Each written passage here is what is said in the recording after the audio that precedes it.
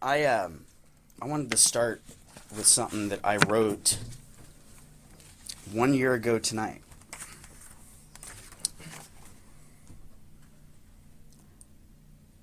Deciding to take this path and open communication with my higher power is overwhelming at times.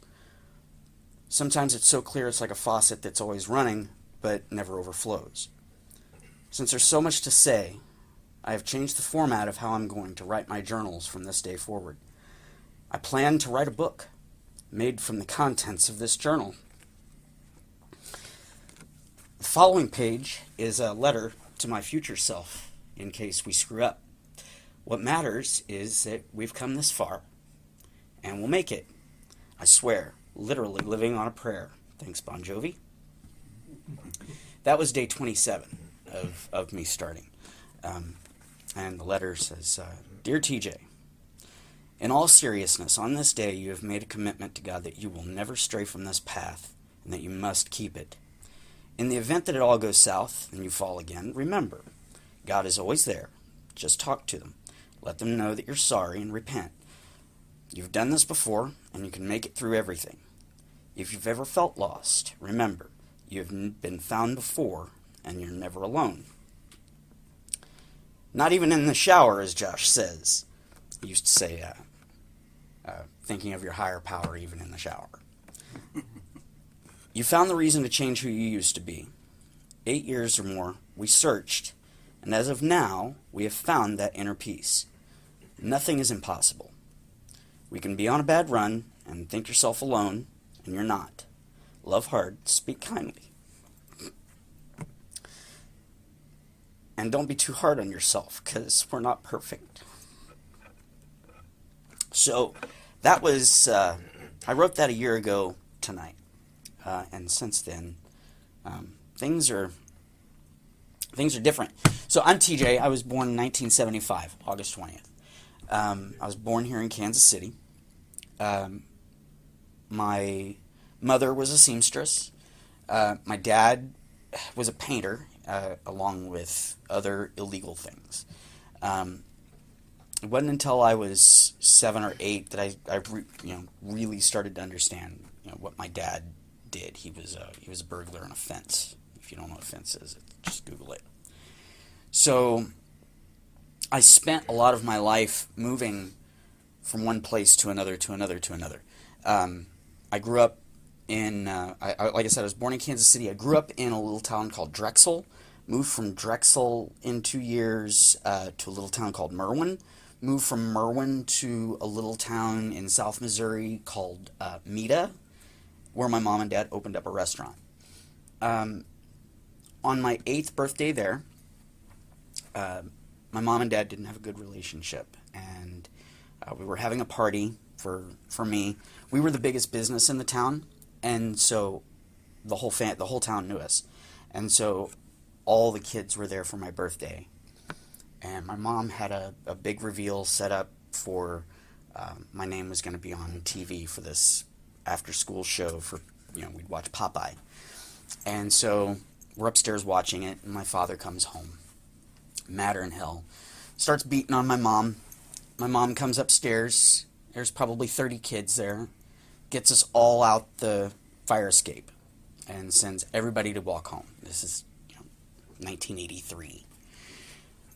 So from there, me and my mom and my sister moved to a little town called Lexington. When I got to Lexington, my life was completely different. I didn't eat with a silver spoon. I didn't get everything I wanted.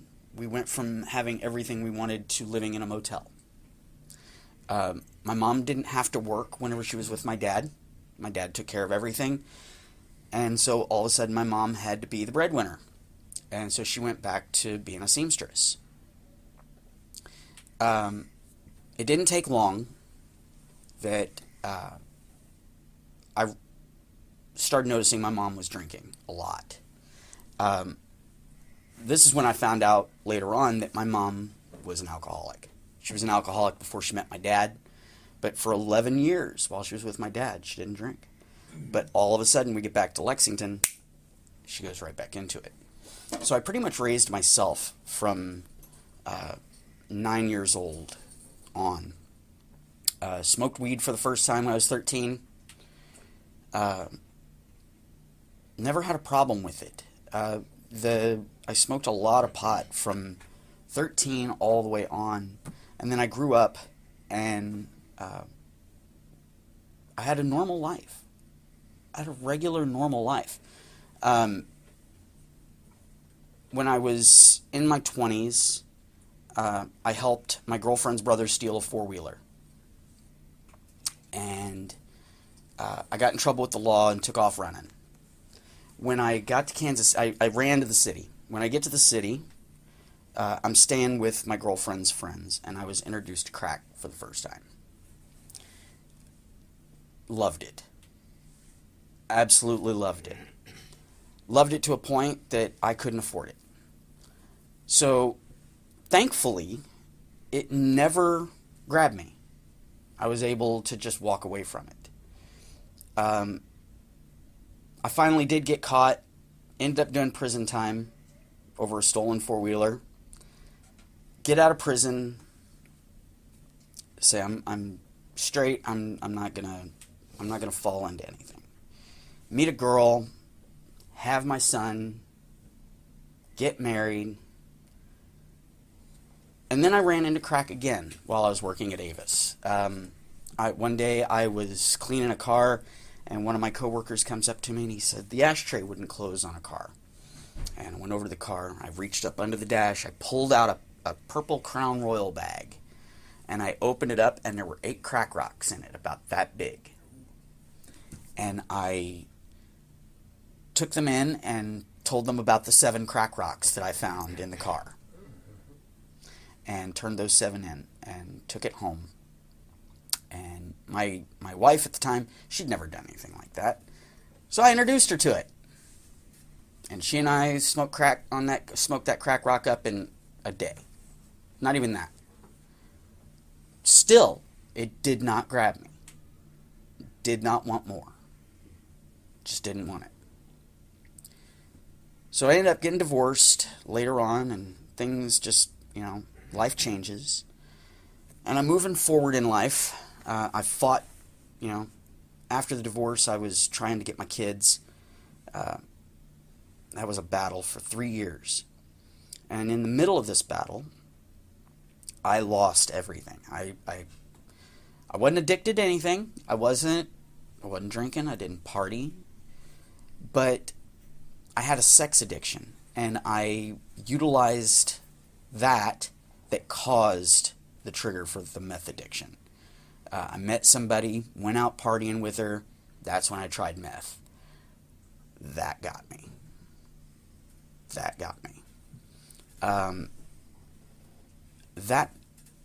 That night changed my entire life.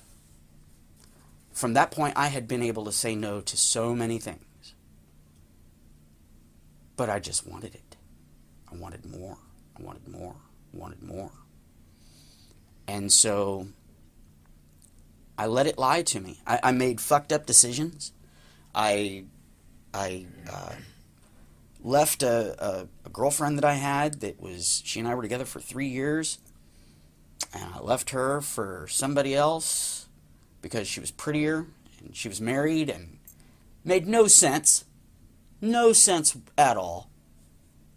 But it was the right thing to do. And so, middle of the night, packed my shit up, move out. Of course, the thing with the pretty girl didn't pan out. Here I am, on my own, addicted to meth. And what happens? Of course, you get fired from your job next. Because you're stupid and you're smoking out in the parking lot where the cameras can see you. So, that went my good job that I had. There went my family, again, because I had just got my kids back. I wasn't going to be able to do anything with my kids. Didn't have a place. That took place in 2012. 2012 to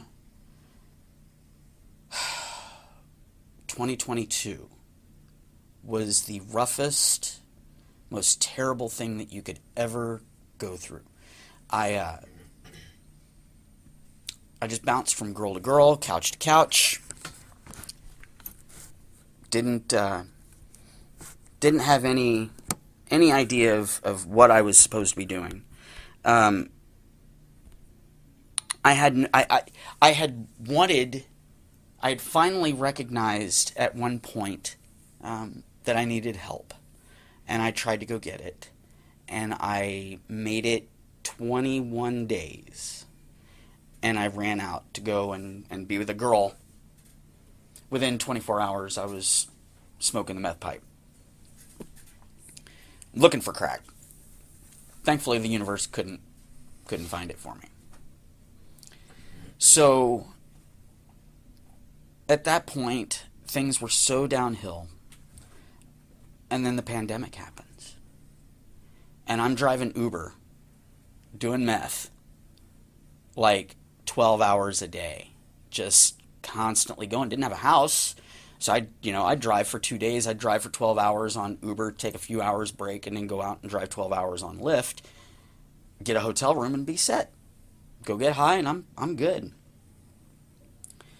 April 16th of 2020, that all changed. I was hanging out with this gal. She had a boyfriend, both high, and I ended up getting stabbed 18 times. I was completely responsible for that. He was in the back seat. I was trying to take his girl, and of course, I reached down like I'm going to grab something, and here it comes. So, here I am, I'm bleeding out, and I pick up the phone, and I don't call 911. I go to call my daughter to tell her goodbye. And she sends me to voicemail. And so that, I told her in the voicemail, I said, if Dad don't make it, I needed to tell you I loved you. And don't worry about not answering the phone. So I'm laying there, and there was a postman that had saw what happened, and he'd called 911. And it seemed like within seconds, I was surrounded by paramedics and firemen. And so they're loading me up into the ambulance, and I'm repeating the code to my phone over and over and over, and saying my kids' names, because I knew this was it. And so I'm riding in the ambulance. I look up at the paramedic, and I said, "Am I going to make it, Doc?" And he said, "Ian and Chloe wouldn't let me live it down if I lost you." He said, if I can get you to the hospital, you're going to make it. I got to the hospital, and I woke up, and that's when I found out I'd been stabbed 18 times. 2 liters of blood, 2 liters of plasma, 2 units of blood, 2 units of plasma. It was a lot. They'd found the meth pipe in my pocket at the hospital. And when they found that, it felt like they didn't want to have anything to do with me there. They didn't even like having to deal with me. To them, this was just another drug-related issue. It's just another drug-related crime. It didn't matter. They wanted me out of the hospital. They had towed my car because there was so much blood in it. I couldn't get it back. And they literally was going to...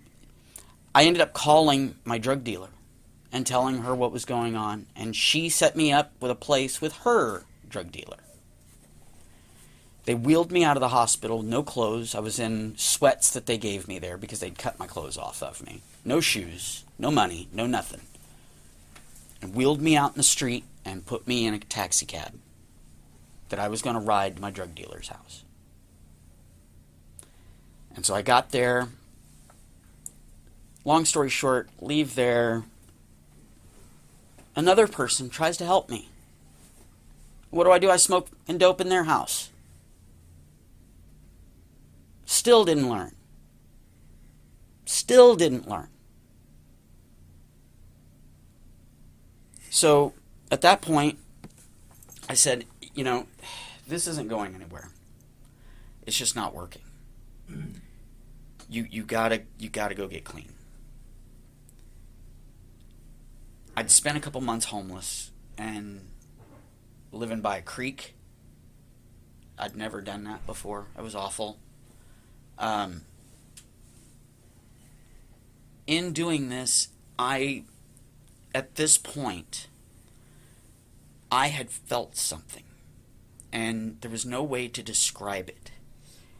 I knew that there was more out there. I knew that there was, call it the universe, call it God, call it whatever. I could feel that there was something that was there that was telling me, stop. You have to stop. You have to stop chasing the women. You have to stop chasing the meth. You have to stop chasing the coke. You've got to do something. So I went to go get sober again. Guess what? A pretty girl was there. I talked her into taking me to Texas. We left on Halloween 2021 to go to Texas. I go to Texas to get a fresh start. There's no drugs down there. So I go down and I volunteer and I stay at a shelter. I do this. This place is audio and video. Get it all set up. I'm doing good things. They got me a fucking apartment in Brownsville, Texas, free for a year. And then I found the crack in Texas.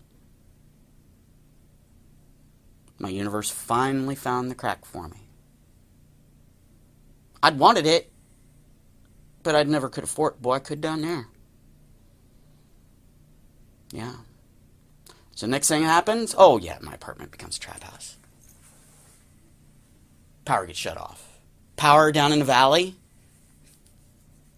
you gotta have it. You gotta have air conditioning, because otherwise you live in an oven in February, right? So I get arrested because I'm stealing power from my neighbor. But not for that. I get arrested because there is a child support case for a kid that's not mine in St. Joseph, Missouri. And I'm in Brownsville, Texas, almost 2,000 miles away.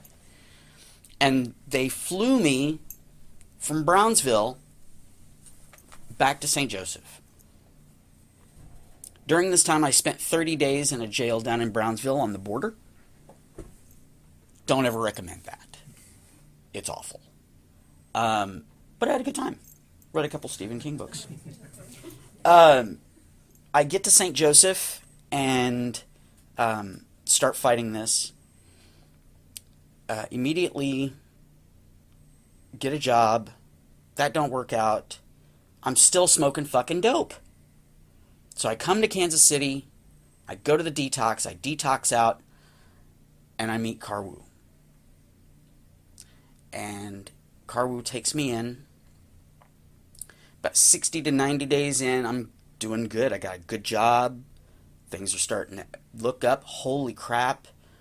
A real woman wants me to go out on a date with her. Okay. So I go. Immediately, there's a connection. She's a professional. She just bought a brand new house. She wants me to move in with her. Okay. 2.5 years. I lived in Overland Park, rebuilding my life. 7 months in, after moving in, I get high. But not that much. Just enough. And then a little bit more. And then a little bit more. Then comes December 9th. December 9th, 2024. She says, finally, you need to make a plan. We're done. This is it. We're over. And I went right back to detox. That night at detox, I had a dream that my girlfriend's daughter walked up to the side of my bed and said, TJ, will you get up and do a Mark Rober box with me? And I shot up out of bed, and she wasn't there. So I took that as the universe telling me it's going to be okay. You'll eventually go back home. Eventually. What do you want to do? So I decided on a 90-day treatment at Sunflower. No phone, no internet, no nothing for 90 days. That was going to be the hardest thing I'd ever done in my life. And I committed to it. And when you see this, so this is how I decided to format my journal. But if you go back and you look at the madness that it was before, it was, a lot of it was just garbage. Always talking about Teresa this, Teresa that, Teresa this, Teresa that. Avoid dilactitl. Just garbage. Until day 18. And that's when I met Aaron. I had met Aaron whenever I was in detox. I met Aaron and Tyler. And I knew then that I knew at that moment I wanted CA to be, if I'm going to do a group, I wanted it to be CA. Because it felt so lighthearted. It felt so, everybody was welcome. It wasn't, you didn't have to come in with slacks and a button-up shirt, right? It was okay. You guys were so funny coming in. It made me fucking laugh. I hadn't laughed in weeks. So I go in and I start doing this. And I had never journaled really before. So Aaron tells me my very first thing, he wants me to start finding things in common with Bill's story. He wanted me to read Bill's story and find things in common with Bill's story. And I saw, I think he said he wanted me to do 10. I ended up finding 23 things that I had in common with Bill's story. And that was just the first time through. And the things that I had in common were just like, God wants us when we want Him. I have delirium moments getting clean. I can't do anything without God. I isolated to stay sober. These were all things that I found in common. So I decided at that time I wanted to start diving deeper into what my higher power actually was. And that's where my studying started. And I started doing, it was, when I almost died, I had a brush with something. And that's what made me start searching for this. I know that's, God didn't want me to die that day. I'm here for a reason. So I've always taken things as a science path. Things that make sense. If it doesn't make sense, I'm not going to, a spiritual path, a higher power. It's called evolution, folks. Right? No. I don't believe in coincidence. I've never believed in coincidence. But now that I have a belief in this higher power thing, well, okay, I've already seen shit that will turn you white. So how do I explain that? How do I do this? This is a perfect example. January 3rd. January 3rd. For me to write this. So I started researching it. At that time, that was the day I said, I'm not leaving Sunflower early. I have to get through this. I have to make...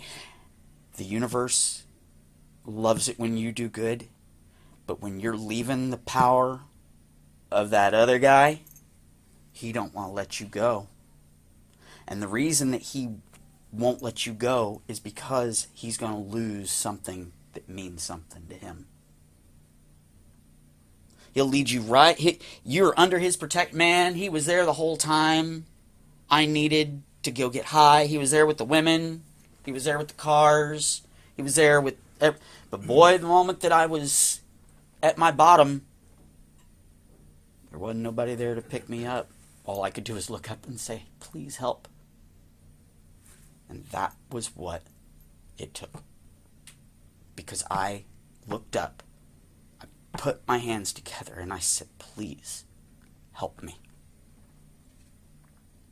I prayed for the first time in years. I had said at one point that it was like a wave had come over me of relief. You don't have to hold on to this no more. Let it go. We're going to start going through it. So, I'd already done step 1. Step 2, and I would say this was step 3. When I did that, I was at step 3. And that's when I started my inventory. And my inventory, I decided I was gonna write. I didn't have anything. I didn't know what I was supposed to do. Sunflower worked with cognitive behavioral therapy. It wasn't, designed to handle this. And so I'm figuring this out. And as I'm writing it and I'm putting everything together, I'm getting more clarity. I'm getting more understanding of why this happened when I did this. Why that happened when I did that. Okay, so I'm not making the right choices is the bottom line when it came out. So I decided at that point that I was going to start living my life different. That I would pay more attention, look at what I'm doing, and decide what's right and what's wrong. And literally just break it down to those two things. Don't worry about the subsets of it. Is it right or wrong to do this? Would it be right for me to start hunting down meth? No. Then don't do it. Would it be right for me to ask someone for help so that I can get groceries? Yeah, I'll do that. Is it right for me to go out and steal something because I'm hungry? No. And when I'm able to break that down and make those decisions that way, that's when I decided and figured out our choices make our next choices. If I said, yeah, okay, I'm going to go get meth. So I smoke meth. Well, what's my choices after that? Do I go get more meth? Do I have to go to rehab now? Well, neither of those fucking choices would have been there if I hadn't have smoked it in the first place, so I don't have to... So now I don't have to deal with those because I decided I'm not going to go smoke. So now the next choices are going to be easier and not have anything to do with that drug.